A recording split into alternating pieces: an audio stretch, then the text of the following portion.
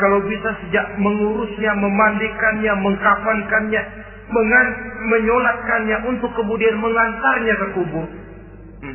Hari ini saya antar dia ke kubur, besok boleh jadi saya yang diantar orang. Hari ini saya solatkan dia, besok boleh jadi saya yang disolatkan orang. Hari ini saya masukkan dia ke liang lahat, besok mungkin giliran saya dimasukkan orang ke liang lahat. Ingat mati, tumbuh kesadaran. Lalu daya positifnya dalam kehidupan apa? Nah, saudara-saudara hadirin, orang yang mengingat mati bukan lantas menjadi lemah dalam kehidupan, menjadi putus asa, sedikit semangat, terbentur kesulitan, mudah frustasi. Bukan itu tujuannya kita diperintah mengingat mati. Jelasnya Islam menganjurkan kita untuk mengingat mati guna maksud-maksud yang positif, supaya orang lalu sadar hidup ini cuma sebentar. Maka mumpung hidup, nah ini mumpung, tapi mumpung yang baik. Mumpung hidup, maka hidup yang singkat ini harus saya pergunakan dengan sebaik-baiknya, melakukan kebajikan yang sebanyak-banyaknya, menjauhkan rasa malas, menunggu keajaiban yang datang dari langit, berleha-leha, bermain-main, sementara maut kalau dia datang tidak pernah main-main. Pantas kalau seorang penyair bernama Syauqi memesankan, tazawwad bitaqwa fa innaka la tadri idza hanna al-lailu hal ta'ishu ila al-fajr, kam min sahihin mata min ghairi illatin wa kam min 'alilin 'asha hinan min ad-dahri. Persiapkan dirimu dengan takwa, sebab kamu tidak tahu apabila malam datang kamu masih bisa hidup apa enggak besok pagi. Apa ada jaminan saudara yang kumpul di depan saya malam ini besok masih bisa hidup? Tidak. Ada jaminan? Tidak ada sama sekali. Kam min sahihin mata min ghairi illatin. Berapa banyak orang sehat mati enggak pakai sakit lagi. Sebabnya kadang-kadang ringan saja. Ada yang cuma jatuh di kamar mandi, mati. Ada yang cuma ketiban pensil. Iya, kalau ketiban pensil 3 peti masa nggak mati. Ta'addadatil asbab wal maut wahid. Sebabnya boleh jadi macam-macam, tapi mati satu juga, yaitu mati. Dia seperti kelapa yang terlalu tua jatuh ke bawah, yang kembang baru keluar pun jatuh ke bawah. Itulah mati. Dia datang menjemput yang bayi, dia datang mengambil yang anak-anak, dia datang juga kepada yang remaja, kepada yang dewasa, kepada yang tua sekalipun. Jangan yang remaja lalu berpikir, gua rasanya masih jauh banget mau mati. Ini sesuatu yang pasti yang kita tidak pernah diberitahu kapannya. Kalau dikasih tahu kapannya kan kita bisa, umpama malaikat maut datang ke rumah saya, saudara Zainuddin kau mati 80 tahun lagi. Wah, saya kan berhitung, masih lama, poya-poya aja dulu Tapi ini tidak pernah diberitahu kepada kita. Lantaran tidak diberitahu itulah kita perlu bersiap-siap dengan selalu mengingat-ingat mati yang mendorong kita untuk berbuat positif. Satu contoh peringatan mati yang mendatangkan positif pada peristiwa ketika turun perintah hijrah. Ketika di Mekah sudah terpepet turun perintah hijrah. Ini sahabat yang berangkat hijrah, jangan dikira semua bulat hati. Ada yang mikir, kalau saya hijrah berangkat dari Mekah ke Madinah, nanti di tengah jalan dicegat oleh kafir Quraisy lalu dibunuh, mati saya. Takut mati. Allah peringatkan, kullu nafsin za'iqatul maut. Kamu disuruh hijrah saja takut mati, padahal kamu tahu semua yang hidup bakalan mati. Diam saja di Mekah mati, hijrah ke Madinah pun akan mati. Mendengar ayat ini, Sayyidina Umar bin Khattab seperti dibakar semangatnya.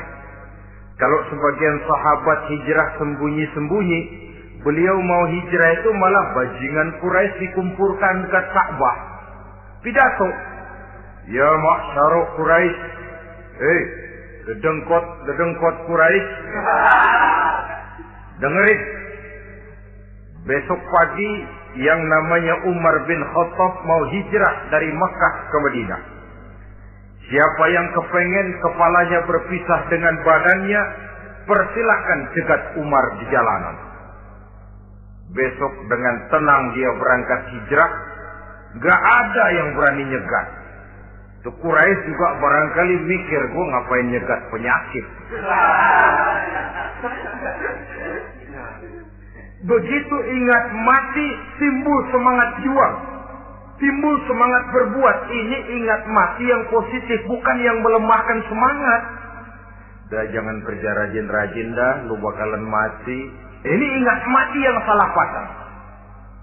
Ingat mati seharusnya mendorong manusia untuk berbuat lebih tekun. Allah memberikan peringatan, Qul innal mauta allazi tafiruna minhu fa innahu mulaqikum. Katakan, maut yang kamu akan melarikan diri daripadanya, yang kamu takuti benar dia pasti akan datang menjemput kamu. Saudara-saudara hadirin yang saya hormati, datangnya memang tidak kita harapkan yang namanya maut. Tapi sekali dia datang, tidak ada pintu tempat kita lari. Dia memang tidak pernah kita undang. Tapi sekali dia datang, mengetok pintu, kekuatan apa yang bisa menolak? Dia sebuah tanda seru dalam kehidupan. Apa yang menyebabkan orang takut mati?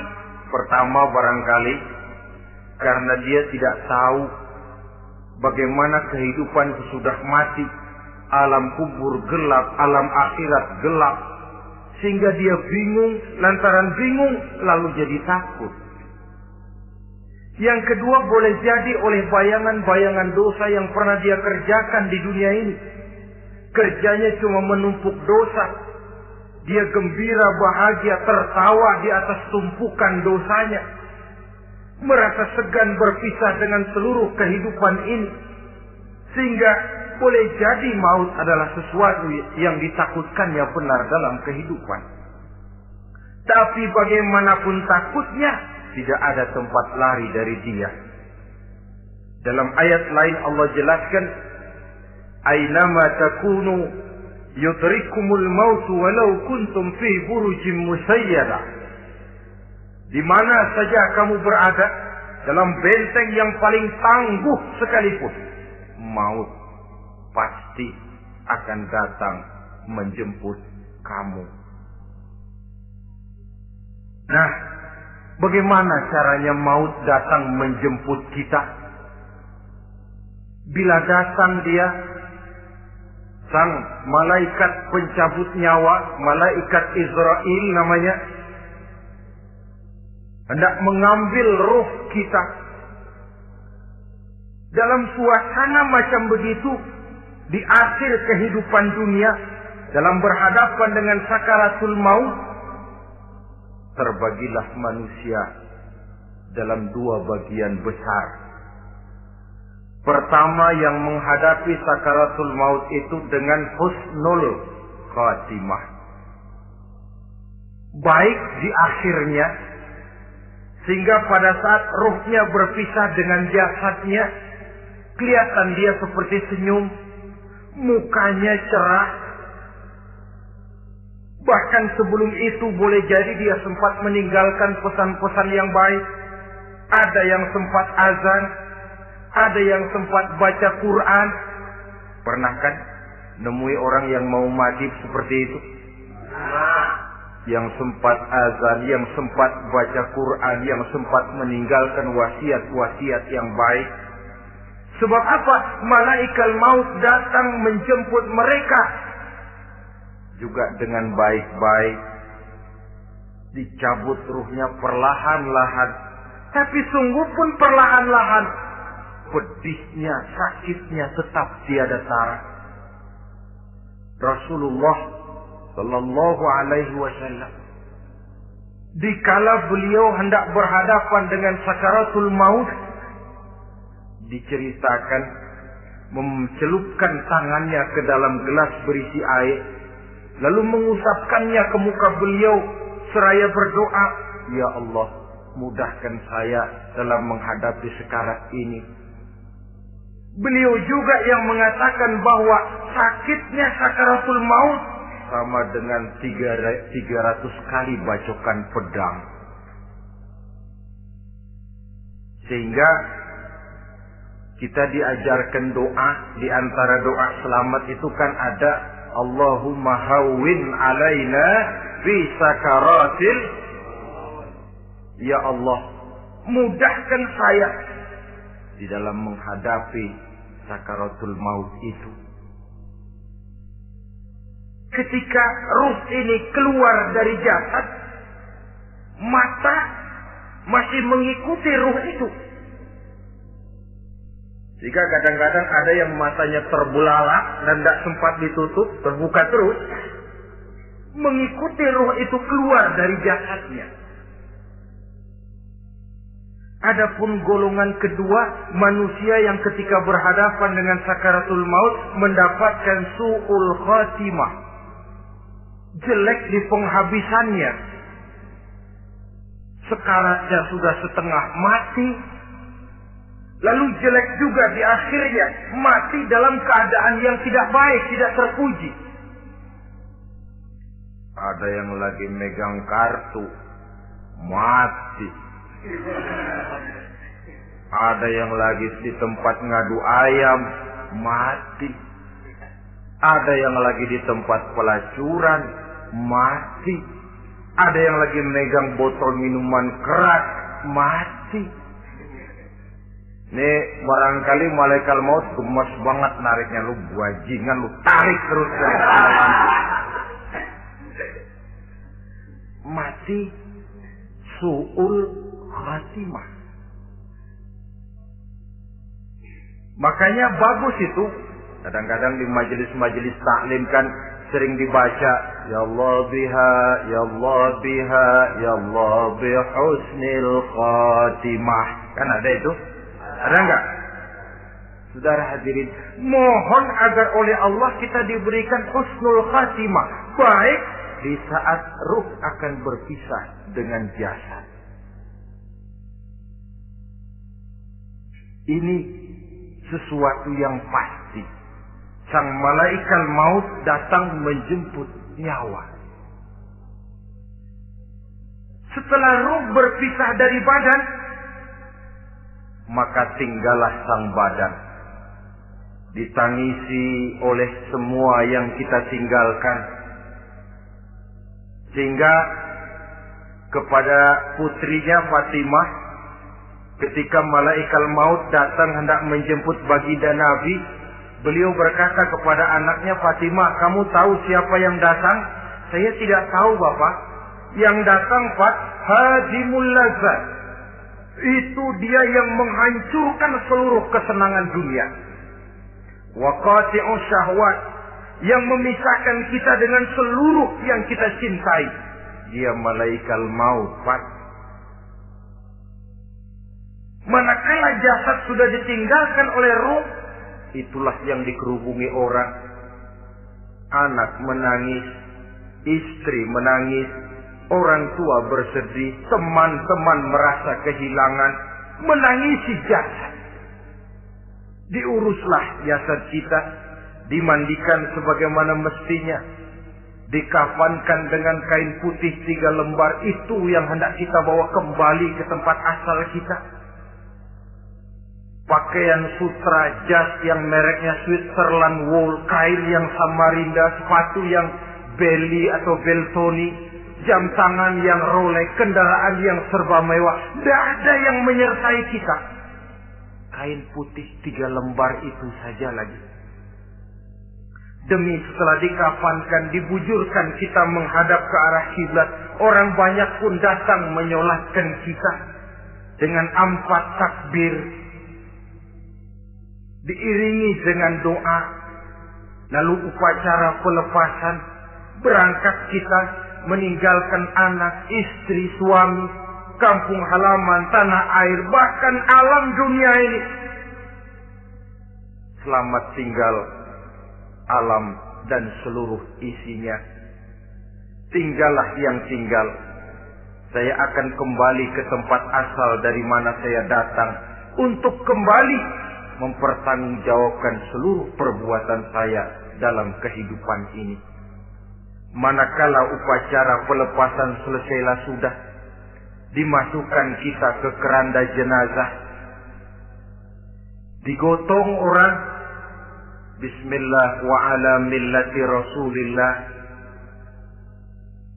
dibawa ke tempat peristirahatan terakhir katanya. Padahal dulu kalau mau kita istirahat, ke villa lah kita, ke Bali lah kita, ke Hong Kong lah kita, ke tempat-tempat tamasya yang indah. Oh, rupanya akan sampai juga perjalanan menuju tempat peristirahatan terakhir yang luasnya tidak akan lebih dari 2 kali 1 meter. Diusung orang kita, diantarkan orang banyak. Manakala sampai ke atas liang lahat, pengusung jenazah dibuka, diturunkan kita ke liang lahat, dibaringkan. Gumpalan tanah akan jadi bantal kita. Muka dibuka, dihadapkan ke arah kiblat. Setelah itu ditutup liang lahat kita dengan kayu. Masih belum kurang diuruk dengan tanah. Yang menguruk orang-orang yang tadinya mencintai kita, menyayangi kita. Tapi ketika jasad sudah ditinggalkan ruh, habis rupanya cintanya. Coba jasad kalau sudah ditinggalkan ruh, 3 hari aja di rumah serem. Ya mayit, siapa yang betah nemenin mayit?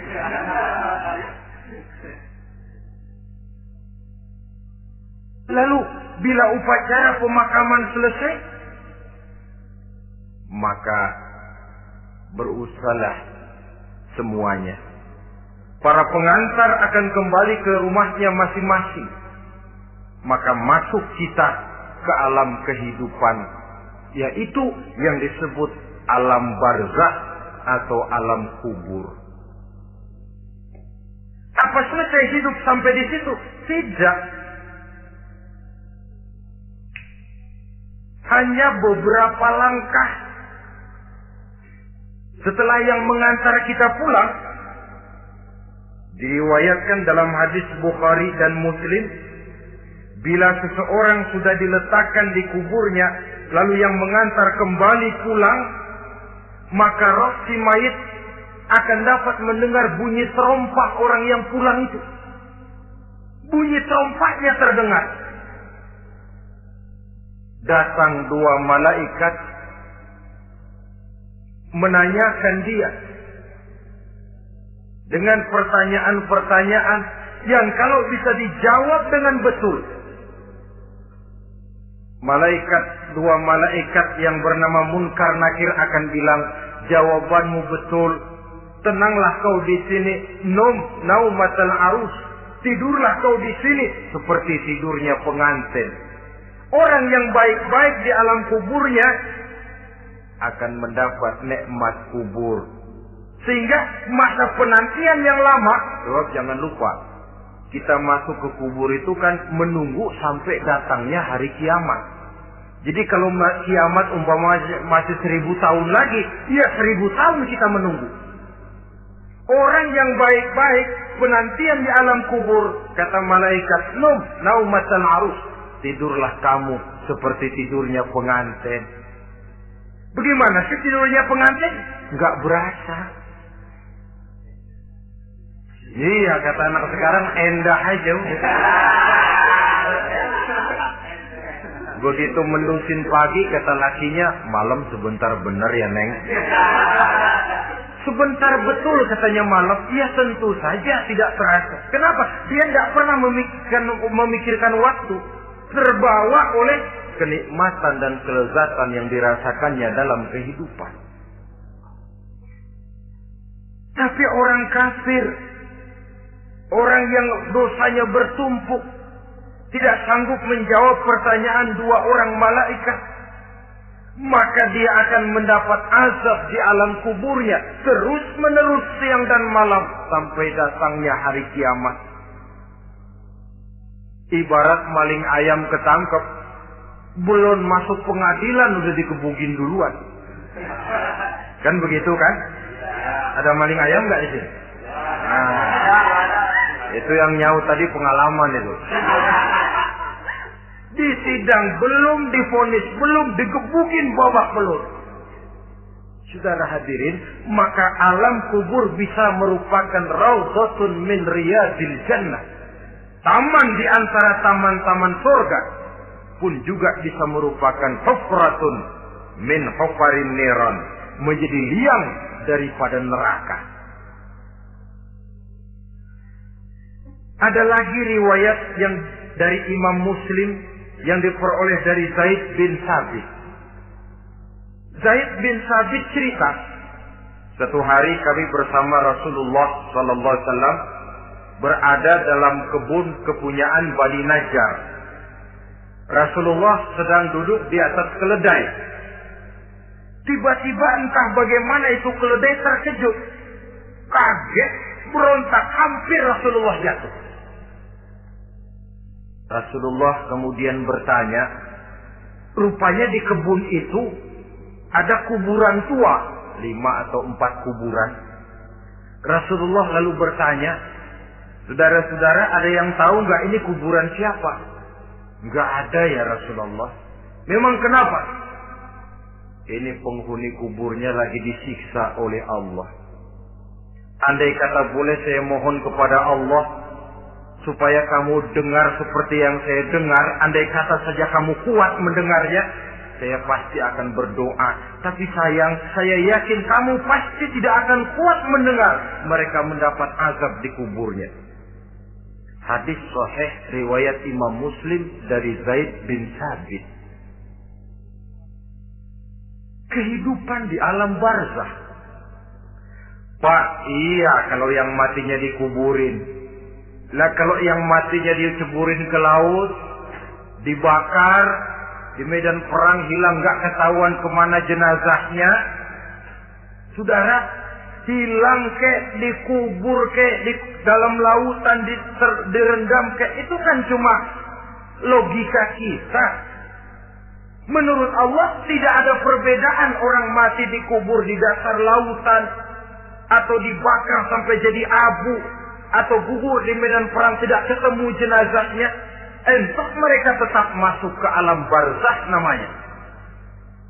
Jasad boleh hancur, tapi roh sebagai sumber kehidupan, pusat kesadaran dan pengertian, dia tetap ada, mengalami kebahagiaan dan kegembiraan atau mengalami kepedihan dan penderitaan, bergantung kepada amalan yang kita lakukan dalam kehidupan di dunia ini. Maka dalam Yasin tadi kan jelas, qul yuhyiha alladzi ansha'aha awwala marrah, yang menghidupkan mereka yang dikubur di dasar lautan, mereka yang dibakar sampai jadi abu, yang akan menghidupkan ialah Allah yang menciptakan mereka dulu pertama kalinya. Jadi kalau sudah ada aslinya, ya tentu tidak perlu contoh lagi, akan sangat mudah membuatnya. Orang tua kita, keluarga kita yang sudah berpulang, mereka di alam barzakh sekarang ini.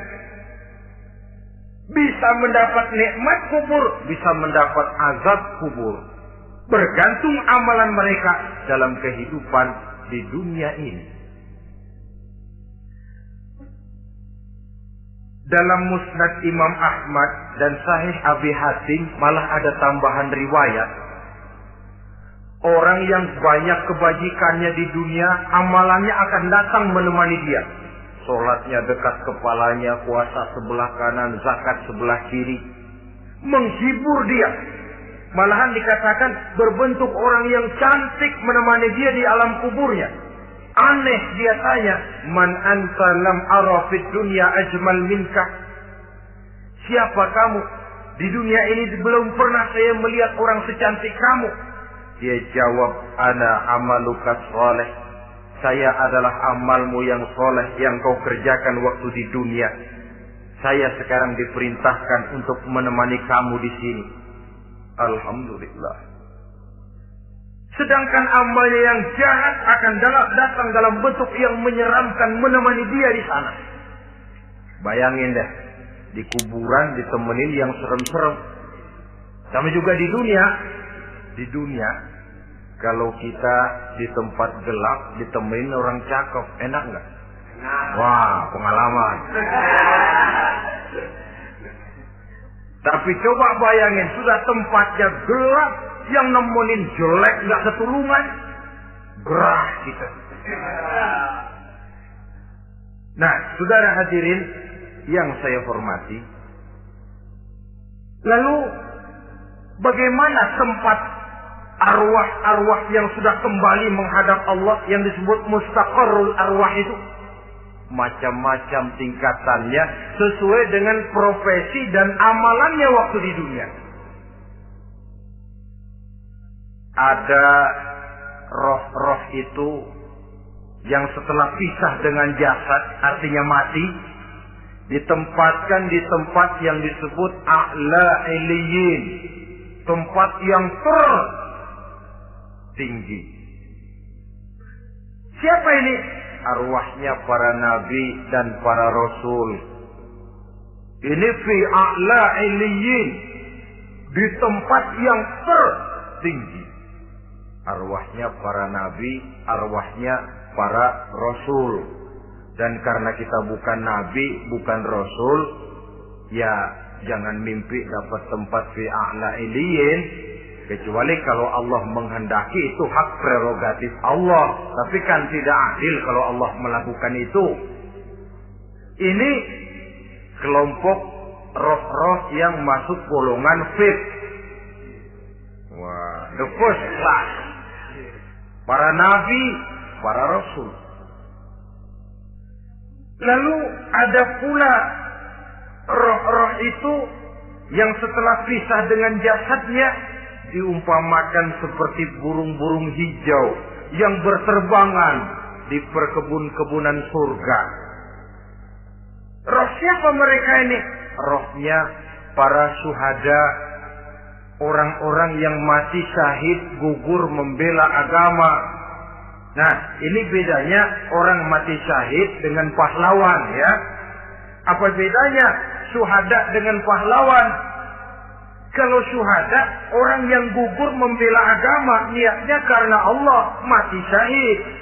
Kalau pahlawan, orang yang gugur membela negara, orang yang dianggap berjasa kepada pemerintah. Klimaksnya, kalau orang mati syahid, jelas surga. Tapi pahlawan, belum tentu surga. Kenapa? Bergantung kepada negara macam apa yang dibelanya dan pemerintah model mana yang dibelanya. Di negara-negara komunis misalnya, banyak nggak pahlawan? Dengan sekian tanda jasa yang mati di medan perang dan sebagainya. Kira-kira pahlawan komunis masuk surga nggak? Ya, kalau pahlawan komunis masuk surga, kita nggak kebagian kapling di surga barangkali. Inilah bedanya pahlawan dengan orang mati syahid. Kemudian ada pula roh itu yang tertahan di pintu surga. Tertahan di pintu surga. Ini seperti tadi, orang yang mati syahid, tapi masih ada kaitan di dunia. Rasulullah pernah ditanya orang, ya Rasul, kalau saya maju ke medan perang bela agama, mati syahid, apa saya masuk surga? Iya, masuk surga. Kecuali kata Nabi, kalau masih punya utang. Nah, tertahan di pintu surga. Ada pula roh itu yang tertahan di alam kuburnya. Ini umumnya seperti tadi itu. Ada mempunyai dosa, mempunyai kesalahan, sehingga merasakan azab kubur. Ada juga roh itu yang tertahan di permukaan bumi. Mereka yang dalam hidup selalu menumpuk dosa-dosa yang besar, meninggal sebelum keburu untuk bertaubat. Saudara hadirin yang saya hormati, inilah yang kita khawatirkan. Sebab jikalau pada saat roh sudah datang, jikalau saatnya roh datang berpisah dengan jasad, menemukan sakaratul maut, saat itu taubat sudah tidak akan ada gunanya lagi. Masuk ke alam kubur, mendapat azab kubur, sampai datangnya hari kiamat. Berapa lama di alam kubur ini? Menunggulah kita sampai datang saatnya kiamat. Nah, saudara-saudara, apa tanda-tanda hari kiamat? Kapan dia akan datang? Bagaimana hal ihwal manusia pada saat terjadi kiamat? Bagaimana alam ini? Bagaimana perhitungan di padang mahsyar? Insya Allah akan saya ungkapkan pada bagian kedua dari ceramah ini. Insya Allah kita akan lanjutkan pembicaraan ini sampai kepada terminal paling akhir, surga dan neraka. Inilah saja pertemuan kita pada kesempatan kali ini. Terima kasih banyak atas segala perhatian. Mohon maaf atas segala kekurangan. Wabillahi taufiq wal hidayah. Wassalamualaikum warahmatullahi wabarakatuh. Waalaikumsalam warahmatullahi wabarakatuh.